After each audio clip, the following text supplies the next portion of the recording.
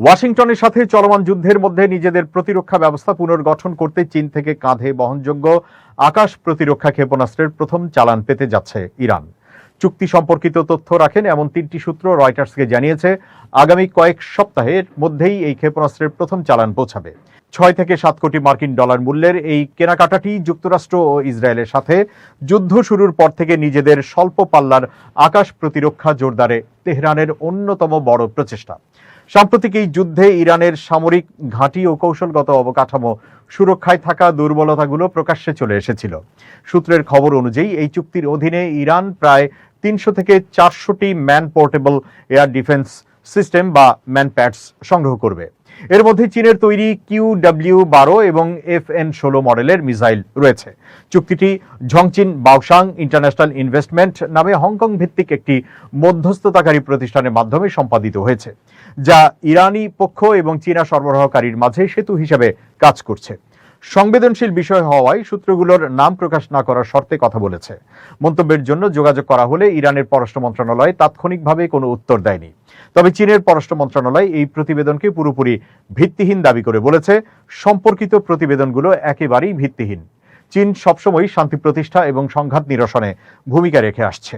চীনের বেইজিং ভিত্তিক ঝংচিং বাওসাং গ্রুপ, যার অধীনে হংকংয়ের মধ্যস্থতাকারী প্রতিষ্ঠানটি পরিচালিত, ইমেইলের মাধ্যমে মঙ্গলবার যোগাযোগ করা হলেও তাৎক্ষণিক কোনো মন্তব্য করেনি।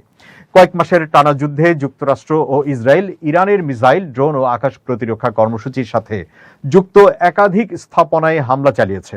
জবাবে তেহরানও ব্যালিস্টিক মিসাইল ও ড্রোন বর্ষণ করেছে। এই সংঘাত দেখিয়ে দিয়েছে যে আধুনিক যুদ্ধবিমান ও নির্ভুল লক্ষ্যবস্তুতে আঘাত হানতে সক্ষম অস্ত্রের বিরুদ্ধে স্থির সামরিক ঘাঁটি ও কৌশলগত স্থানগুলো রক্ষা করা কতটা চ্যালেঞ্জিং। গত শনিবার ওয়াশিংটন হঠাৎ করেই 2 সপ্তাহের বোমা বর্ষণ স্থগিত করে।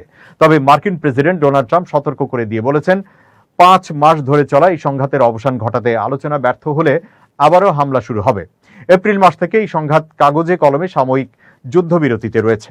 শত শত ম্যানপ্যাডস এর এই সরবরাহ ইরানের স্বল্প পাল্লার আকাশ প্রতিরক্ষা অস্ত্রের ভান্ডারকে উল্লেখযোগ্যভাবে সমৃদ্ধ করবে এবং চীনের সাথে সামরিক সম্পর্কের গভীরতা প্রকাশ করবে।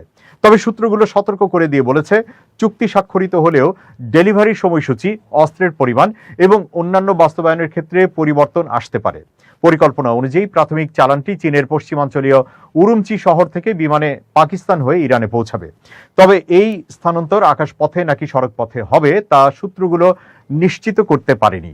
এ বিষয়ে পাকিস্তানের সামরিক বাহিনীর জনসংযোগ শাখা জানিয়েছে, চীন থেকে ইরানে অস্ত্র সরবরাহে পাকিস্তানের যুক্ত থাকার গুঞ্জন সম্পূর্ণ মনগড়া ও ভিত্তিহীন। পাকিস্তানের পররাষ্ট্র মন্ত্রণালয়ের এক মুখপাত্রের সাথে যোগাযোগ করা হলে তিনি কোনো মন্তব্য করেননি।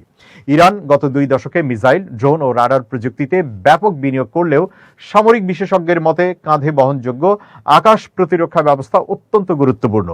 এগুলো দ্রুত ছড়িয়ে দেওয়া যায়, ছোট দল দ্বারা পরিচালিত হয় এবং ঘন ঘন অবস্থান পরিবর্তন করা যায়। ফলে স্থির আকাশ প্রতিরক্ষা ব্যাটারির তুলনায় এগুলোর ওপর হামলা চালানো কঠিন।